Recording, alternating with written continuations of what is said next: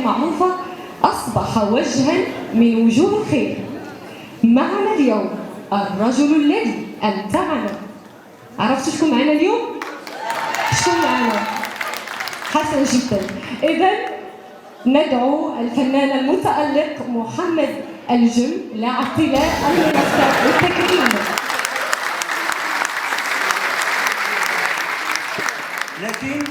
لكن التميز، وأؤكد على هذه الكلمة ديال التميز، الذي ميز هذا التكريم وأعطاه نكهة خاصة هو أنني أكرم من طرف جمعية موسيقية، وهذه سابقة بالنسبة لي.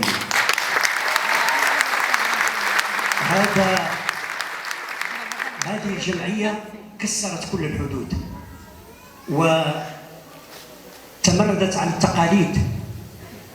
اليوم الموسيقى تكرم رجل مسرح، هذا جميل جميل جدا. هذه نقطة أسجلها لجمعية شموع الموسيقى. العامل الثاني اللي هو الأساس هو أنني أكرم في مدينة تطوان. الحمامة البيضاء بيضاء بياض قلوب ساكنتها.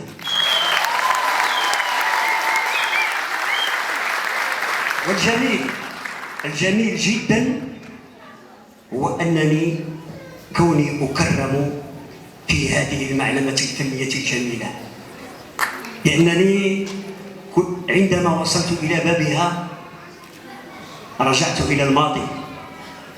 في هذه القاعة بالضبط قدمت مسرحية قدم الربح وساعة مبروكة والرجل الذي وجارجرو وهدنت والمرأة التي وجوجاب. كل هذه المسرحيات كانت في هذه. وكنت دائما وابدا احظى بتقدير هذا الجمهور الجميل، جمهور مدينة تطوان، الذي اكن له كل الخير وكل الحب. حقيقة انا كنهني مدينة تطوان على هذه المعلمة الفنية الجميلة التي صمدت امام الزحف القيصري نسبة الى القيصريات، ماشي القيصري ديالنا. ان حقيقة انا كان الله يخليكم فليبلغ الحاضر القائم. شي نهار سبحان الله المسؤولين يدور لهم في الخوا ويقولوا خصنا نعيدوا هذه السينما بحال كيوقف مجموعه ديال المسارح، خصنا بساتينة تطوان توقف وقفه رجل واحد ضد هذا.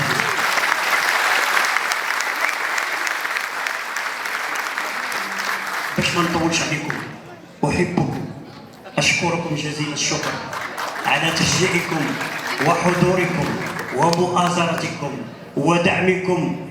ملي حليت عيني في الدنيا وبديت كندير هذا الميدان وانا كنحرص كل الحرص على ان مسرحياتي كلها تدوز مدينة تطوان، ودائما كنت كنلقى التقدير والاحترام والتشجيع، وهذا هو الاهم، لان الدعم الوحيد اللي خلاني انني الان نوقف امامكم هو جمهور بحالكم. شكرا.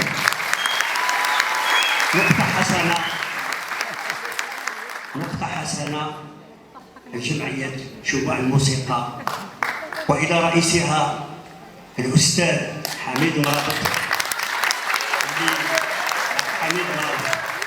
اللي حقيقة دار واحد الحركة اللي حقا تجلى بصراحة. شكرا لكم، شكرا جزيلا، وتبارك الله عليكم. انتم تستاهلوا مني واحد التعشيقه.